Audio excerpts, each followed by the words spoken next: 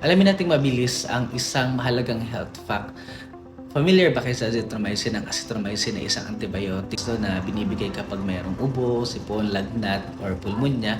At pwede ito actually makaapekto sa puso sa ilang kaso. According sa US FDA, nagbigay sila ng warning regarding azithromycin kasi pwede nitong baguhin ang electrical activity ng puso na nagiging sanhi ng pagtagal ng QT interval. At sa mga pinakadelikadong kaso, pwede itong magdulot ng irregular na heart rhythm na posibleng nakamamatay. Pero ang risk nito ay mas mataas lang sa mga taong meron ng sakit sa puso. Katulad ng mga pasyente rin na merong mababang potassium, magnesium, mabagal na tibok na puso at umiinom ng iba pang gamot na nakakapagpahaba ng QT interval.